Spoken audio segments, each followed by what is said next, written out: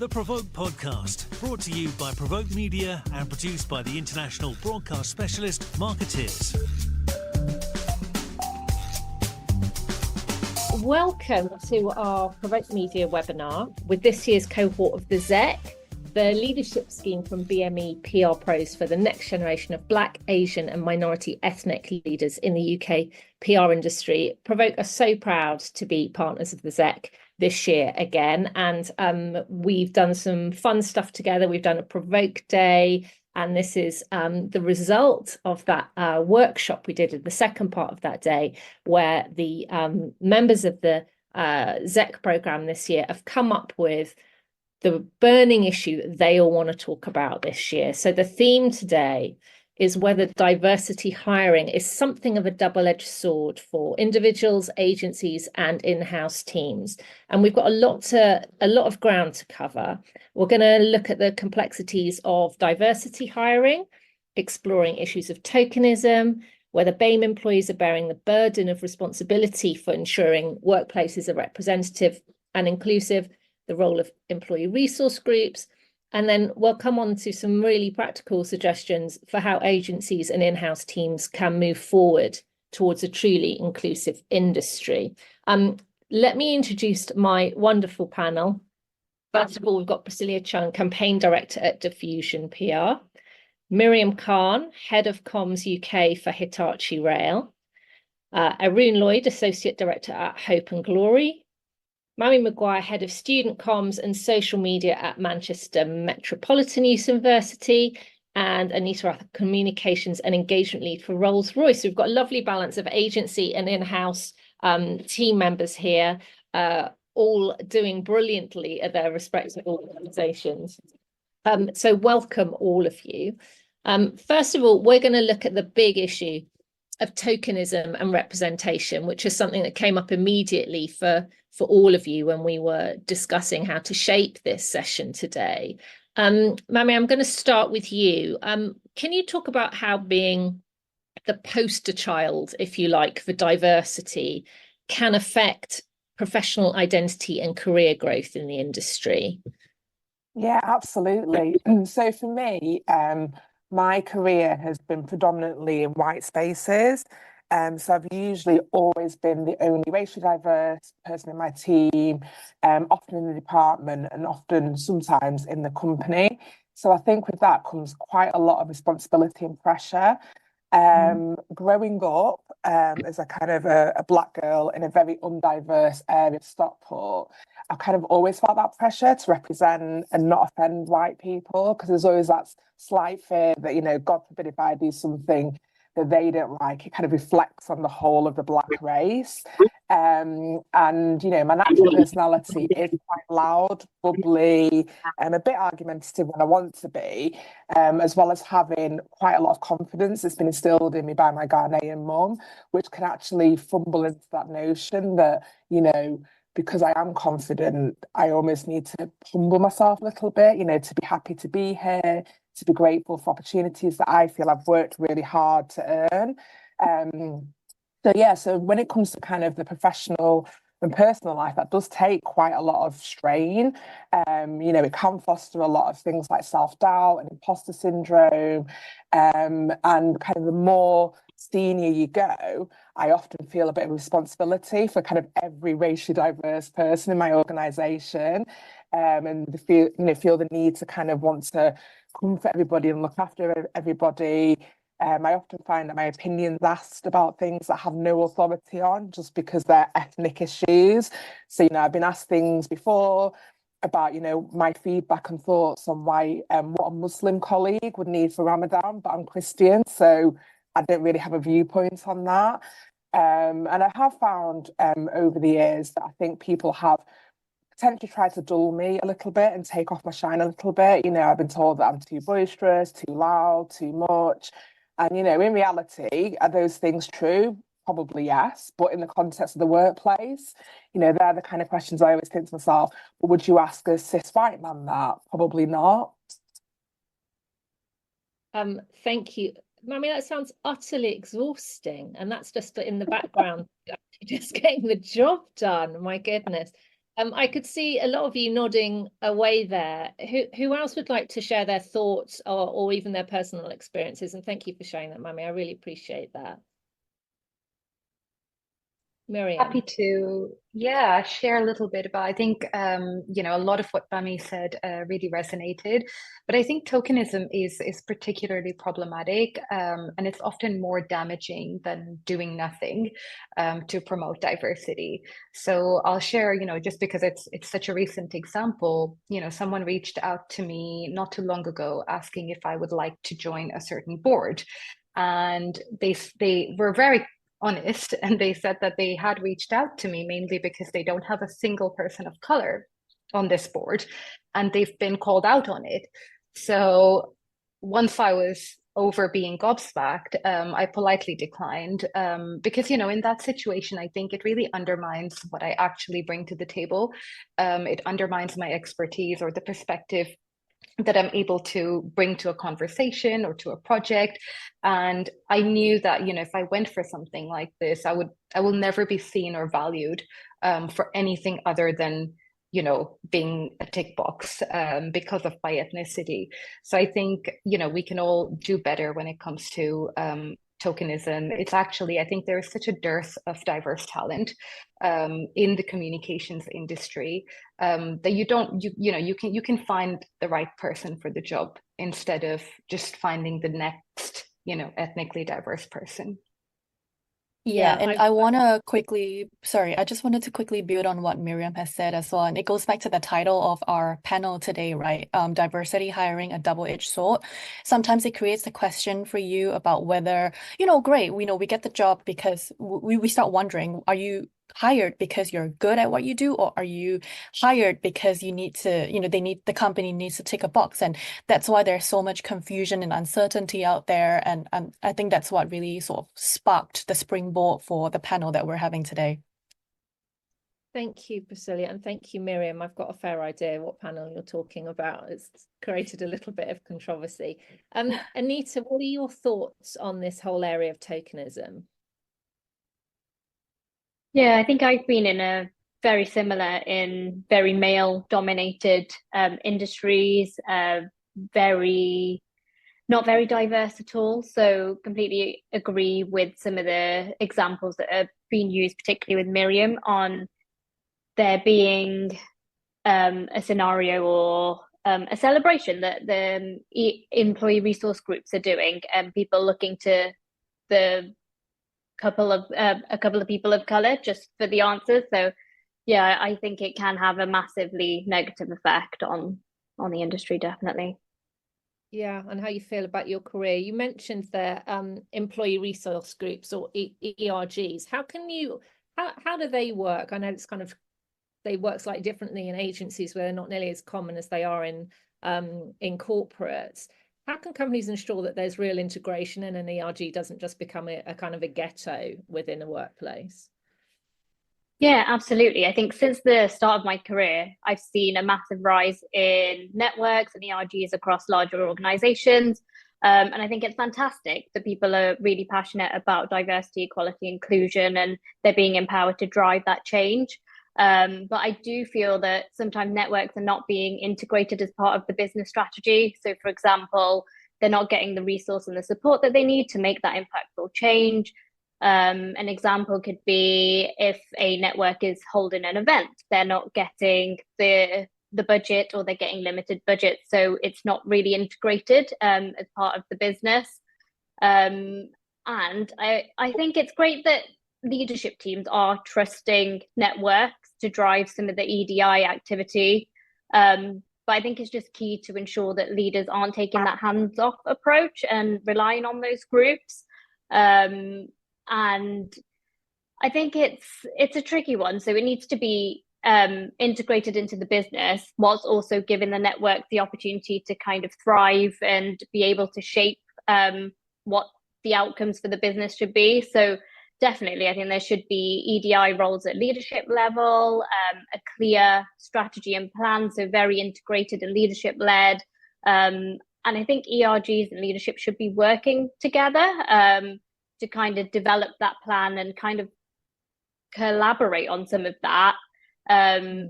So, for example, whether that's looking at metrics, diversity in the boardroom. So I think without that leadership support, it's hard for networks to focus on some of those actions and driving change that are business and leadership led, definitely. Yeah, I mean, I can imagine that at times it can just feel like you're kind of just in this pool over here, and then it's you're not being given the opportunity to drive a business forward. Do you think it's possible that ERGs can be exploited at all? Yeah, I think they can. I think we need to remember that a lot of ERGs and networks are voluntary roles. So employees are doing that in addition to their role. So it's kind of balancing their role with some of the responsibilities of an ERG.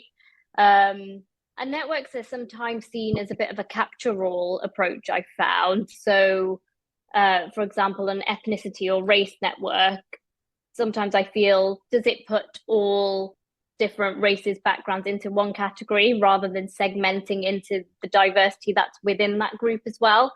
I think it's just key to remember that there's diversity in thoughts, ideas, backgrounds, ideas, and things like that in each network, rather than ERGs and networks being the answer to EDI. And I think, like Mamie spoke about tokenism as well. That's why I think it's so important for it to be led by leadership and be integrated and work together collaboratively to drive some of those actions.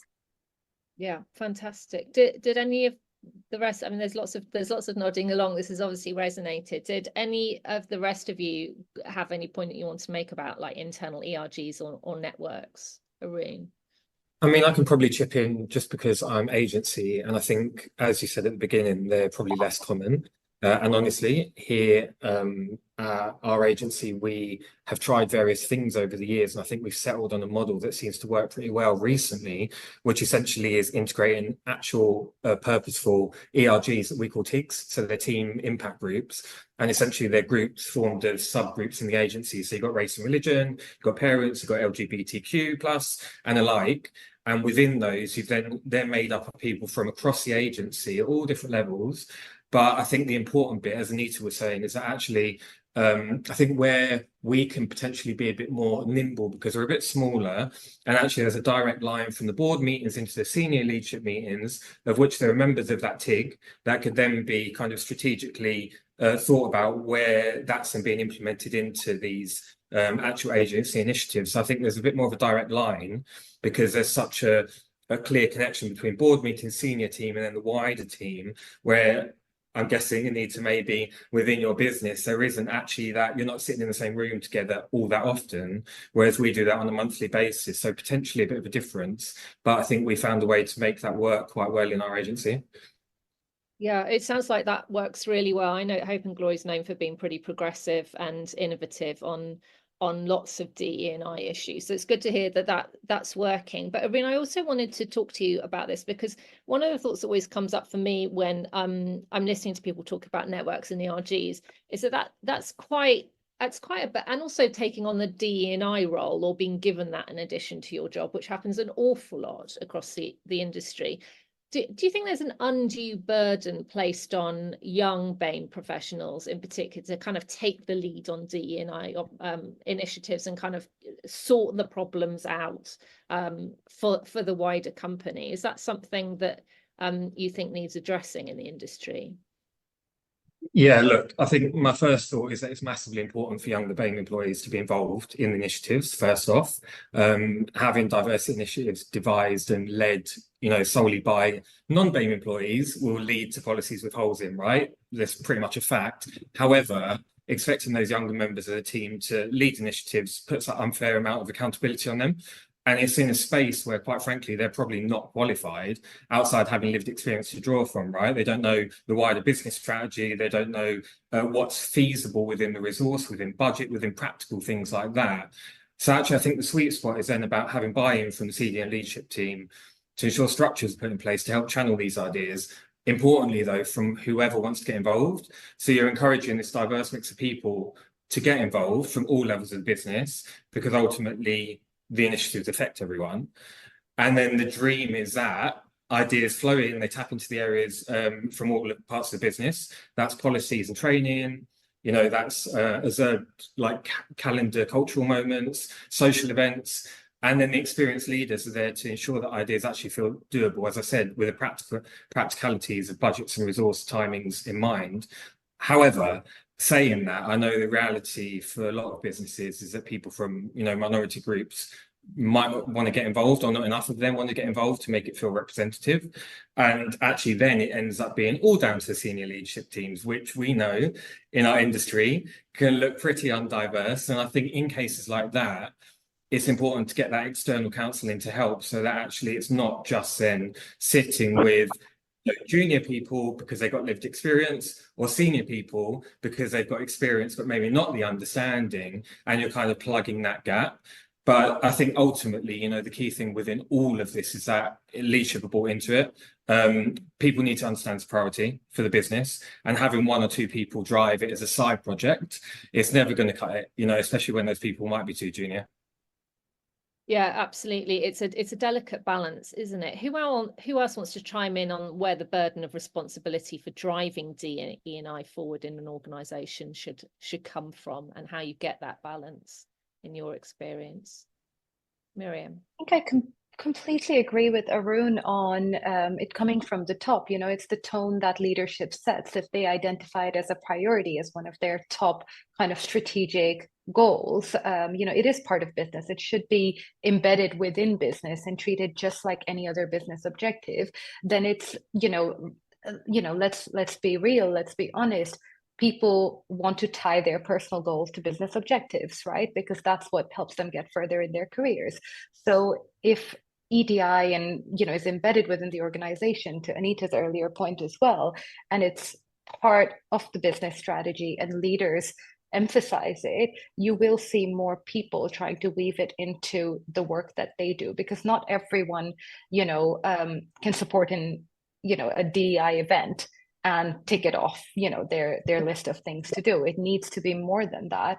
And I think when we were talking about ERGs, I think the responsibility and burden in the ERG conversation, it does overlap, because ERGs are great, but I think ERGs should stand for something.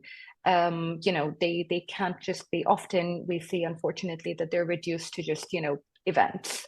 And instead of looking at some of the policies that a company might have in place that may be hindering DEI progress, or the kind of career progress of people of ethnically diverse backgrounds. So I think when setting up an ERG, or when as a leader, when supporting an ERG, I think leaders should challenge themselves and challenge their ERGs to question what are they trying to change within the organization, what's their vision, and a genuinely invested leader will ask those questions.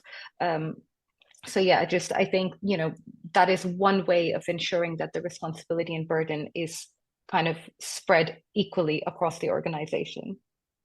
Yeah, thank you, Myriam. Mami, what are your thoughts? You've been nodding away there. What are your thoughts on the burden of responsibility, and whether it's too much at the younger end of the spectrum within an organisation? Yeah, I completely agree with what Myriam and Arun have said. I think it can feel a bit of a pressure, especially when you're more junior, to kind of put your hand up and show that willing to be involved as well. And I think, as people of colour, we'll often want to always go above and beyond. We'll often take on the extra project to show that, we're meant to be here, etc. And it can be quite hard to say no, but I think kind of what Arun was talking about, and making sure those infrastructures are in there, will then hopefully allow more junior members of the teams to see that actually, as a company, we take this seriously. Like, we're not just messing around here. And actually, if you come and join us, we're not expecting you to do the work. There's a proper infrastructure around. You're going to be supported through this, and you'll actually be able to deliver some real change. I think with that flip, I think then the balance of burden changes, and hopefully we'll see more people, not just people of colour and racially diverse people, but just more people in general wanting to get involved to help make that change. Yeah, interesting. Thank you, Mami. It does sound like it's about flipping it on its head in a lot of ways. Priscillia, did you have any thoughts on that? Yeah, no, I do kind of echo Mami and the rest as well on just how, we've sort of picked up we were just really eager to show that we know what we're doing, that we are there for the rest of our colleagues. And sometimes it just places the unfair burden on the BAME employees who are sort of, just feeling like, they are stepping up to the role of just making sure that everyone feels inclusive. I've been in positions where I've had to tell my upper management not to send champagne to a Muslim colleague's house because we're celebrating something. And it's just like having that extra level of awareness, and then just sort of jumping in to make sure that upper management are not making those mistakes. So it's, again, a lot of pressure on these different employees. And we hope that, having these conversations can sort of, help shift that conversation a little. Yeah, Priscillia, I'll stick with you because when we were prepping this call, you talked a bit about how young BAME team members in particular, and you've all touched on this a little bit, face a lot of challenges navigating the workplace, often kind of going above and beyond just to sort of justify your existence. There's lots of unwritten rules, there's hierarchies maybe you don't understand. What do you think companies can do to better support young BAME employees in kind of navigating the workplace and feeling at home? Because we all know it's not about the hire, is it? It's about the inclusion. It's not about the number. It's always about the people. And we've seen a lot of progress in workplace diversity in the comms industry in the last few years, and I think that's positive. But we cannot celebrate prematurely just yet, or even just overlook the lived experiences of many BAME employees, because it reveals a really different reality. And there are some diversity literature that backs this up. And for some, I do believe that for some companies, their hearts are really in the right places. These are all well-intentioned, but too often they get the talent through the door too early, and there's just not enough support, structure, or systems in place to help them thrive and succeed, and leading to that feelings of isolation and alienation. And when we're talking and when we're talking about ambiguous structure, I'm really referring to unconscious biases, not even outright racism, just things like unwritten rules, power structure that create invisible barriers for BAME juniors. And I say juniors because they're usually the ones who are a lot more susceptible because they're just entering the workplace. They're new to navigating the workplace corporate culture, and they're still figuring out how to go about doing that. And I'll take something as simple as communication styles, for example, right? Certain communication styles are often, associated with white Western culture. They could be valued more than others. And if you come across as a lot more, like just quiet, you are seen as, less assertive, less firm, and therefore less like a leader or whatever that means really. So, and another example that I would cite as well, I'm an Southeast Asian woman, and a lot of my communication styles is based on and rooted in my culture, which is, which has a lot of respect for authoritative figure. And in saying that, we seldom challenge, figures of authority. And I'm not saying everyone does that. I'm just saying, it's a lot more rooted in our culture than we realize, that we sometimes trust our leaders a lot more, that we challenge them less. And of course, there's a level of adaptability there. But again, this is just one example of how your culture can shape your communication style. And Mami has mentioned earlier that she's loud and boisterous, and all of that would sort of like go into her communication style as well. And again, sometimes when we bring ourselves to the workplace, we don't know how that is going to be seen or received. And then, BAME employees then feel that pressure to adapt their own communication style to fit in, and in that process, suppress their own cultural identities, which again create that additional stress about, whether you're doing enough and whether you're fitting in enough or not. And then again, back to the topic of scrutiny, sometimes BAME employees are held to just a slightly higher standard of performance than their white colleagues, for many reasons that, I can go on about, and they face that greater scrutiny on their performance just to prove that they're competent, as competent as their white counterparts on the job. So I could go on about all the challenges and unwritten rules that are creating that invisible barrier for BAME juniors, but I think to truly build that inclusive workplace, we need to move beyond the optics of having, these colored employees at the door. We need to create the environment, and it starts from the top as well, right? Where everyone feels respected, valued, and empowered to reach their full potential. And as leaders, we should always strive to uncover and understand our blind spots. It's a constant process. And again, if you come to me and tell me you have no blind spots, then I have bad news for you. So yeah. Well, yeah, everyone has blind spots. Does that resonate with the rest of you panel? Are you that kind of masking, which does sound, as I said right at the top, utterly exhausting on top of everything else you're having to do? Does that resonate? And how do you think organizations and leaders should address kind of maybe those gaps in cultural understanding and communication style? What experiences have you had around that, Anita? Yeah, definitely. I think Chris absolutely nailed it around people having different styles and leadership styles. So I think that's why I think it's so important that leadership take an active role in listening, working with their people to aid that understanding. I think I've been learning a lot more recently about different cultures and their communication styles and how to make that work. And I think without having that open conversation, and having that safe space where you can have conversations like that, I think that's the first step to then be able to build into your processes. Because I think Myriam said it's about being incorporated into the work that we do. So it's not just about the networks and the people that want to drive the activity. It's not just those initiatives, it's that bigger picture on how are we making sure our career progression paths, our recruitment practices, everything wider that makes up the organization is kind of rooted around this rather than it just being done in silos. So yeah, absolutely resonate. And I think it's creating that safe space and that inclusive culture where you can have that open discussion and you can feel safe to kind of raise some of those things. Oh, the other layer to that, of course, is that you also don't want to be that additional label about how people from this cultural subgroup communicate, because you're all individuals and professionals in your own right who might not conform to all that, and you're going back into stereotyping, however niche it is. So it's a really delicate balance, isn't it? I mean, it takes a lot of emotional intelligence from leaders to understand how to balance that all out so you're recognized but then not kind of siloed or typecast as well. It takes a lot of commitment from leaders to really do this properly, doesn't it? Yeah, and can I chip in just? Sorry, everyone's going to kick off, and then Myriam. I was just sorry, Arun, you go ahead.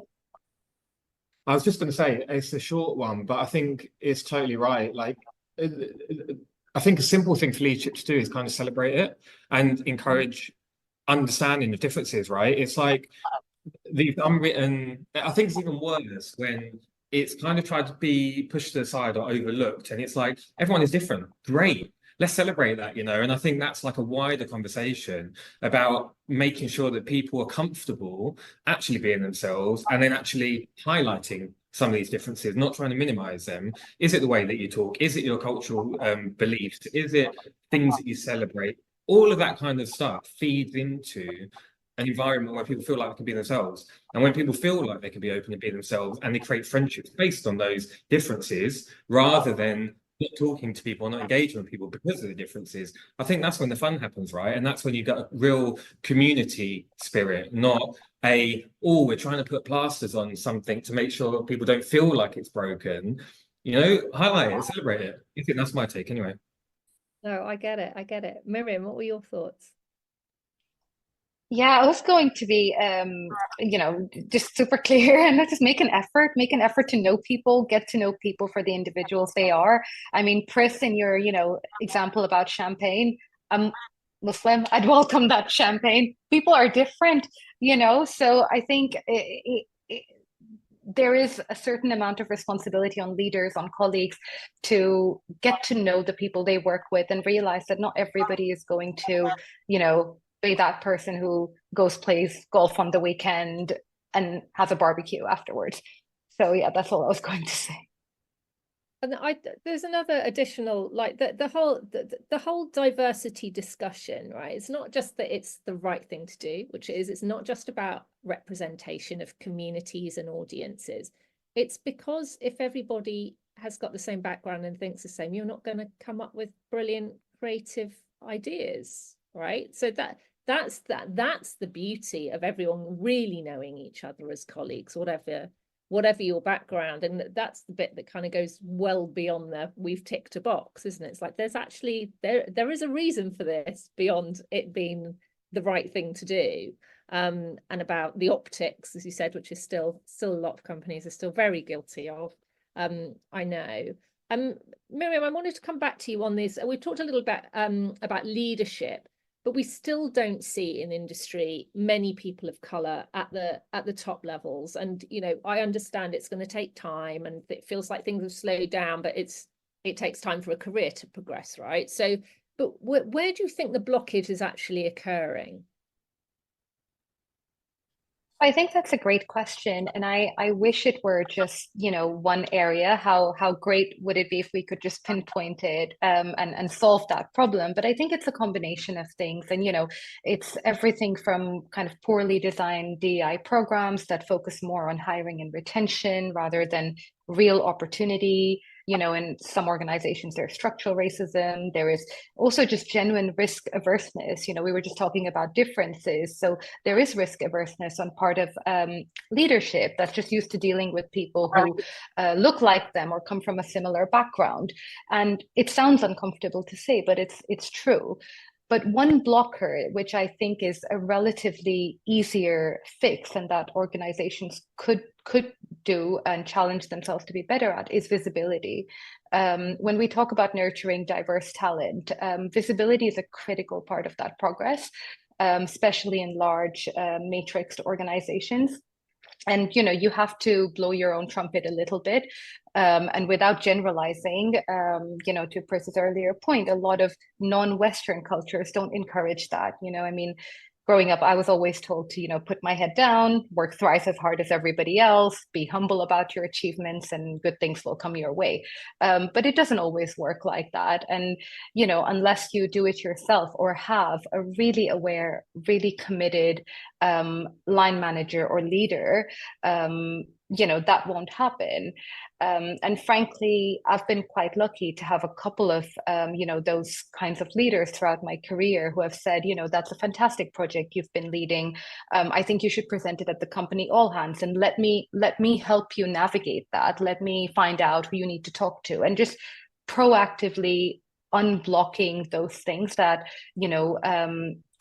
DME professionals may not necessarily feel like they could or should do, I think is really, really important in comms roles specifically, because I think, the challenge becomes twofold. We're very happy, and inherently focused on promoting others than promoting ourselves. So having someone unblock that for you and creating more opportunities for being visible to the right people can be a real game changer. That's really interesting. Thank you, Myriam. Yeah, that advocacy, that internal advocacy is so important, isn't it? And it's a completely different thing to tokenism. It's not promoting you because you're a woman of color. It's about actually encouraging and championing you and recognizing your strengths as an individual and an asset to the organization. Mami, what's your thoughts about how we unblock this route to the top within the comms industry for BAME people? I think kind of where Myriam started is sort of where my mind goes. So I do think that people kind of like to hire and promote people they see as like them. I think there's still a little bit of that old school mentality where I've got a protege and they're like the mini me, but in all senses. So it can sometimes create a bit of a culture of sameness where everyone coming through is like a replica of the person before them.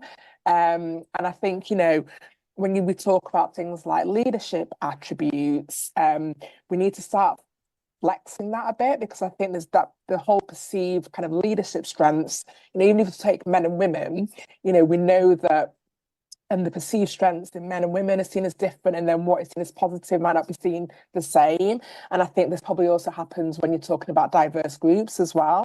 And I think that actually if senior leaders and hiring managers took those blinkers off a little bit and kind of looked outside of what they see as familiar and comfortable, then we'll start to see those changes. And it goes back to what Arun was saying, which I loved before, which is about celebrating the differences of people. And actually, if you start to you know, think outside the box slightly and look at people's different strengths and what they bring that might not be the exact same as what you bring, then that's where you start to see some power in that. Yeah, absolutely. Arun, did you want to expand on that a bit when it comes to kind of being advancing up the ladder, if such a thing still exists in people's careers these days? Do you think that that's a blockage, that tendency to not celebrate that differences and what you might be able to bring at a higher management level of an organization?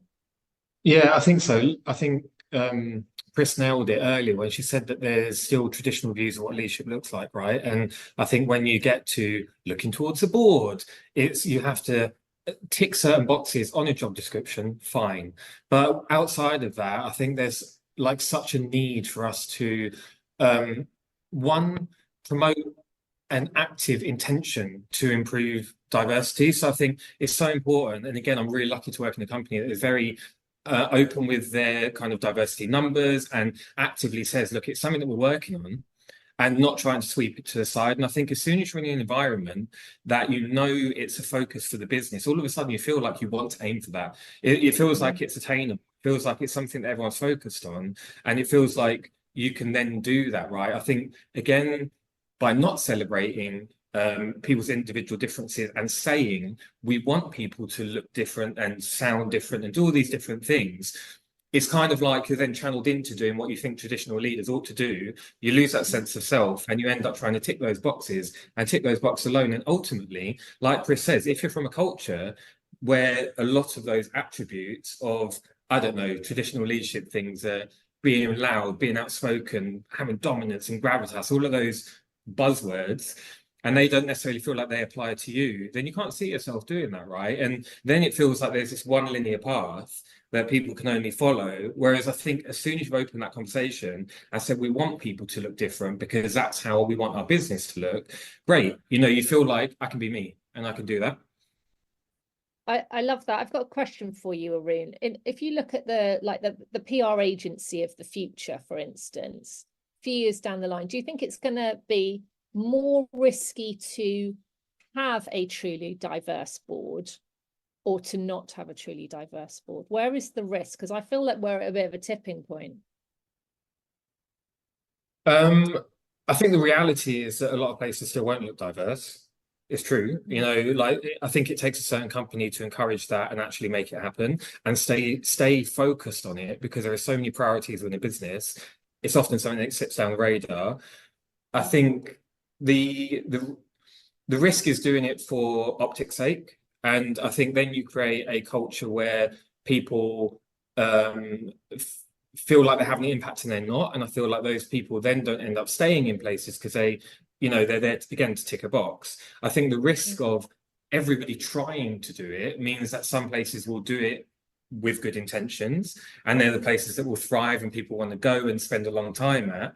And then you have a bunch of places that are doing it to look good, to get kite marks, to put on their website a certain percentage. And they're the places that ultimately people won't feel valued. They'll feel like they're not really doing the best work of their career. They'll feel like they're not really surrounded by people that actually care about what they say. And I think that's the risk, is that you have places that people end up bouncing around at and not really finding somewhere they feel like they belong, because ultimately what they felt like when they were younger, when they might not be listened to, they're still at a senior level and still not really listened to or valued. And I think that's, for me, like the key risk of everyone trying to do it but not really knowing why or having the right reasons to. Yeah, I hear you. I mean, it's difficult enough to feel like you belong in an organization where you're young and haven't had many years of job experience. But I imagine if you get to board level and still don't feel like you kind of belong, that must be extra kind of concerning. And then not feeling like you can stay there and help build that business because that's not why you were invited in the first place. There's so many aspects to this. I want to talk about, go back to a point we made at the beginning about integration, not just integrating D&I into how your organization or agency works, but into client work, right? We're in a creative industry. So none of this can exist in a bubble. It should have an impact on the work we're doing, whether your client is internal or external. How can agencies, Myriam, I'm going to start with you on this one.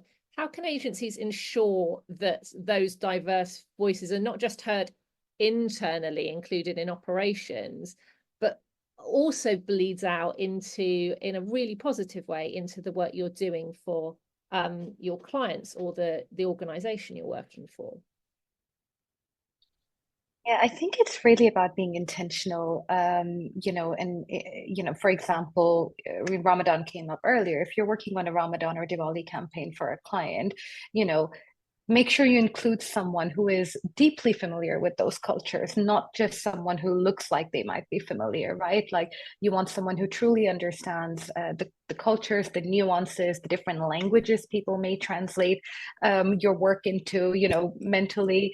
And we already do that in agencies. Like I started my career in agencies and worked, you know, kind of across corporate, consumer, and government. So worked with a lot of subject matter experts. So we do it with a lot of subject matter experts. You're not going to approach a financial services client, you know, with someone whose background is entirely in fashion unless there's some serious overlap. So I think that relevance and, like, you know, just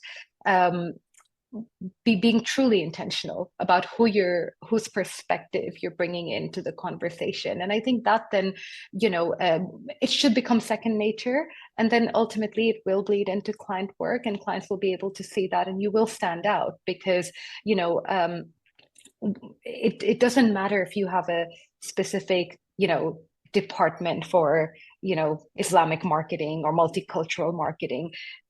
What shows is your actual work and the actual campaigns that come out. So I think being really mindful about that is important. Having said that, I think this can also be a double-edged sword for those comms experts, you know, the ethnically diverse comms experts like us, because you don't want to be pigeonholed as, you know, the Ramadan expert. So I think just being mindful of that and making sure that, you know, while you're bringing people in and you're being, you know, you're kind of bringing in that representation, you're not also just having these diverse voices talk just about diversity. And it's important, you know, to have that representation across the board, so in like internal operations as well, not just on the diversity board. And I think when these things just become, when you start doing them, I mean, I dream of a world where we start doing that without even thinking about it. And, you know, it just then shows across all of our work. Thank you, Myriam. Pris, from another agency point of view, do you think when you're working for an organisation that really does seem to be coming from the right place and doing the right things and making steps in the right direction from a DE&I perspective internally, do you see that have a positive effect on campaign ideas and client work? I think I do think so 100%, because, you know, in my agency experiences, we've always, you know, done team brainstorms where we don't just brainstorm within our own, like the core account team. We get everyone else from the rest of the agency to come together, whether they've worked on the account together or not, to just come up with ideas. And it's always so fascinating to see just the amount of ideas that come out from people outside of the core team. And I think that's something that I really value, and that's why I also just deeply believe that having that diversity in your team brings in diversity of thought, innovation, performance, and everything else that comes from it. And I just would fully, you know, celebrate just having like a really just colorful team. Yeah, that's where the magic happens, right? All those lovely ideas. Anita, you talked a little bit about ERGs and networks earlier. Have you had experience whether stuff that's come up within the ERG or the network has had like a really positive impact on what the company is doing externally, not just internally? Yeah, absolutely. I'm lucky to work in an organization where D&I is embedded. There's roles dedicated to D&I roles. There's a strategy and there's a good framework for the ERGs. And they've been doing some wonderful activities around and like women in engineering, some of the awards, and I think it's started to become embedded across processes as well as some of the activities there's such a good community group that come together, share ideas and work together. So I think having that cohesive team is really important, and as well having that mindset, because we spoke about you can have all the processes and the badges and have that looking great externally, but internally, what is the culture like? So I think it's so important on having a culture where you can belong, and ED&I is embedded into the mindset, definitely across whether that's teams, leadership, and across the board, really. Fab, thanks, Anita. And Mami, at Manchester Met, what have you seen there in terms of what works and how you come up with great creative ideas internally? So we have done quite a lot of work over the past few years, and we've got a new EDI team who are great, really, really good. We've got a EDI director, which we didn't have in post before, and she's amazing and has built up a really good team that sits underneath her. And I think what we're seeing is it goes back to the integration point. So these are no longer just kind of buzzwords, they're things that are really, really embedded. You know, our EDI director has a seat at the top table, so you know it's always kind of on the agenda. Campaigns are built around not just those kind of, you know, historically those calendar moments, which are still really important, but you've kind of got those. And then we've also got, you know, a really comprehensive EDI strategy that leads into our overarching strategy, our Road to 2030. So, you know, it's gone from being just, you know, the odd moment in the year to something that's truly built into the overarching campaign. So now, when we are working on campaigns, be that students, be that staff, be that external, you know, we have a team that we can, a bit like what Myriam was saying before, that we can go to, who will actually provide the insights, and they'll add things in, they'll layer onto it. You know, they're in the room as well, we're brainstorming together. So just having that expertise and being able to really build it into fundamentally who we are as a company, as opposed to, oh, shit, we need to do something on that because it's next week and we haven't got anything planned. Now it's kind of really, really embedded into what we do. Okay. I wanted we're moving towards the end of the session, but I want to I think that it's brilliant having these discussions, and you've all raised so many pertinent points that come up with brilliant sound bites. But I'm always very keen to move towards kind of what's your solutions without doing exactly what we're talking about and putting the giving you guys the problem. What are some baby steps or actionable baby steps that in-house leaders and agency leaders can take now? We've come quite a long way in the last few years, but not nearly far enough. Can take now and going forward to move beyond the hiring to creating a really inclusive and truly creative, diverse culture within organization. I'm going to come to each of you in turn. If you can just kind of give me one thing that leaders can do to advance all of this stuff that we're talking about and all these remaining blockages and frustrations. Myriam, I'm going to start with you. Sure. So I think equal opportunity to be seen and heard is absolutely critical. I feel quite privileged actually working at Hitachi Rail. One of the things that our social value team has been doing is doubling down on inclusive leadership training for our top leaders. So that is, you know, it's a select group of people. It's a relatively small group. It's about 30 people, but they're really doubling down on inclusive leadership training. And it's not just awareness, it's also actions.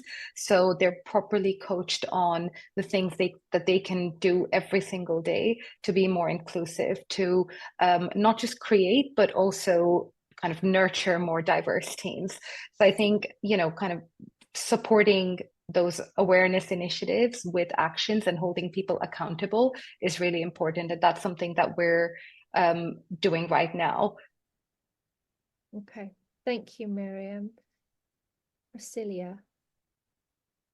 So one thing that is really important for leaders, or a little baby step that leaders can take, is really just being intentional, as Myriam has said earlier, and to always be figuring out what your blind spots might be. Because it's only when you start being conscious of the things that you're not aware of, can you become more present? Can you sort of like call others out on their, you know, exclusionary behavior, or even just celebrating the differences that you have on your team? And I think that is really one of the most important steps, to always just be reflecting and, you know, thinking about what you don't know and what you can learn more about, you know, people from different backgrounds. Okay, thank you, Pris. Anita, baby steps. What next?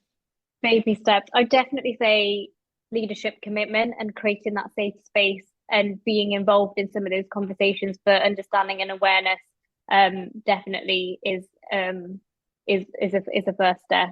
And be present and participate in EDI initiatives. We always see leaders being panel members or talking on them, which is really important, but also being part of those discussions during events as well. So they can kind of build that awareness and understanding and then take that back. And I think that's truly important.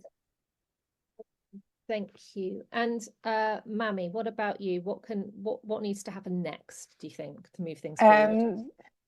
Yes, I'm pinching this from my friend Dahlia. Shout out to Dahlia, but she'd commented on the LinkedIn post I did, and she said, you know, it's all about giving people an equitable chance for employment, progression, and broad opportunities.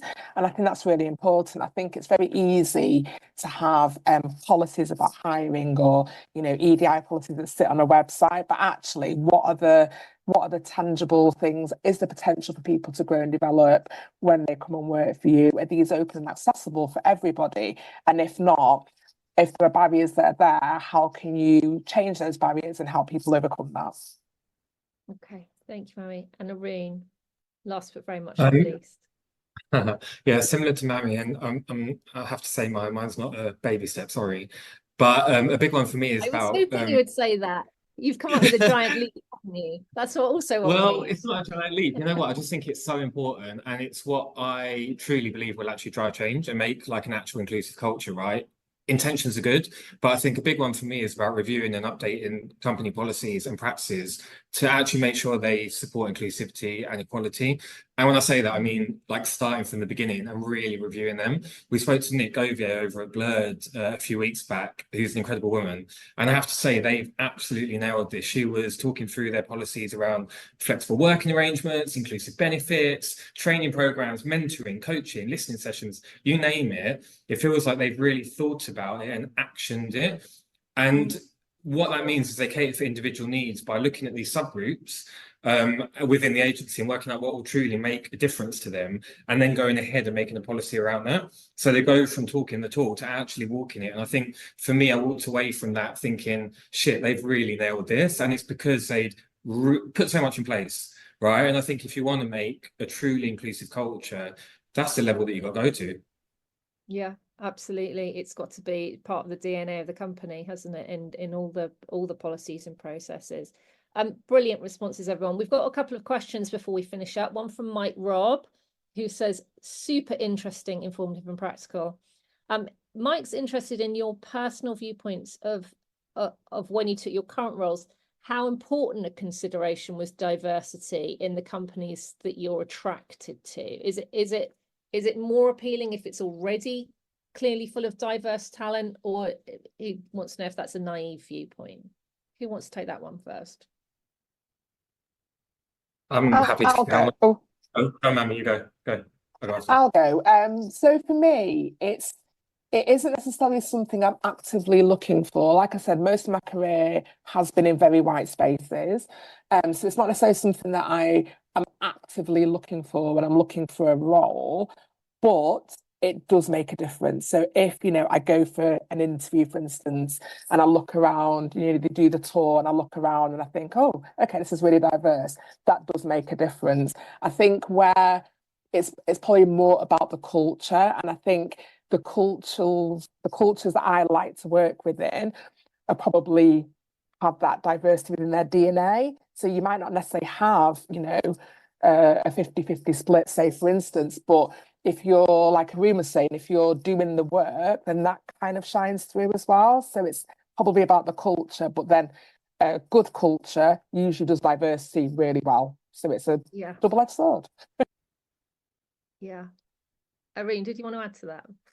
Yeah, I think it's a great question, because I think it works both ways, right? I think if you look at somewhere, I've had this experience, I've looked at somewhere and I've gone to a job where there were more people that sounded like me. And I loved that, because I knew that in creative sessions, we had a lot to talk about, and the work that was going to be done was things that I would relate to. But on the flip side of it, I've also gone for jobs where I know that that's not the case. And I actually quite enjoy that personally, because I know that I can bring something to the table that other people might not be able to. And I know that they will value that in me. It's, I think at some point you've got to look around, and I'm very used to being the only, non-white person in any room, whether that's work or personal, friends or whatever. I don't mind it now because I've had so many years of experience. And actually, when you start to learn to play into that a little bit, I think you can make it a benefit rather than it feeling like you're the outsider. But actually, I'm the outsider that's got a lot to bring, and people look to me, not in a tokenistic way, but actually in a brainstorm, I can add a point of view that they just might not understand. And I love that. Now, it's taken a while to get there, right? Over the awkwardness and over understanding what your role is in an agency. But if you can get there, I think it's quite a powerful place to be. Okay, love it. I've got one more question from Shanil Nai. Do you have any tips on how to navigate unconscious biases in the industry as a whole? Archaic or dated company cultures that don't support young BAME professionals to grow? And is it possible to evolve or to encourage leaders to evolve an entire company culture if it feels a bit too riddled with unconscious bias? Or can you do anything about it, or we're back to square one where why is it your responsibility and burden to do that? I think I can kick this one off. Thanks, Shanil, for the question. We know agency culture is a lot of, pub crawls and evenings at the pub and things like that. And I think it's really changing. And one thing that, again, I think I keep going back to just like leaders being conscious, being intentional and listening and communicating, understanding where your employees are at and what they want. As we continue to see workplaces become more diverse, the needs will become more diverse as well. And that's when, it really just becomes a lot more important for leaders to kind of like start understanding who they're working with and how they have fun, I suppose. Because I've been in workplaces where, the leaders have always just asked us, how can we make our socials a lot more inclusive? And I think I'm seeing that shift of it moving away from, just alcohol and doing a lot more, wholesome activities like going to shows and, going for an outing as a company. And I think I do really appreciate that. And I think it all comes down to having an understanding of your team and having the open line of communication at the end of the day. I know this is just like a really small thing, but I think that's a good starting point. And, it can then definitely snowball into bigger things when we get more people involved. Okay, fantastic. Thanks, Brice. And does anyone have any closing thoughts or tips on how to navigate unconscious bias or how to try and achieve change? You all okay? Okay, well, thank you. I'll do one really quick one. Last word, I'm going to do a final one. So I'm going to say that it's not the job of racially diverse people to educate white people on what microaggressions and racism looks like. It should not be down to us and to teach the majority. So leaders have to use their power and influence to take a stand and support all their staff and do the work. And we really, really need those of us who are senior and those around the table to make that change and make that culture change. And then that will then play in, hopefully, to what Shanil's question was how do we make the change? We need to galvanize. We need to kind of get us all behind this and make that collective change together. That will then change the industry. Fantastic. There's a lot of work to do, guys, isn't there? And I really appreciate you taking time out of your busy and successful careers to do a little bit more education.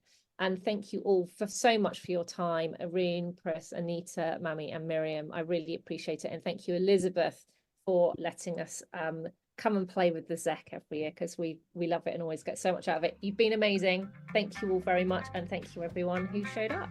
Thank you for having us. Bye. Bye, everyone.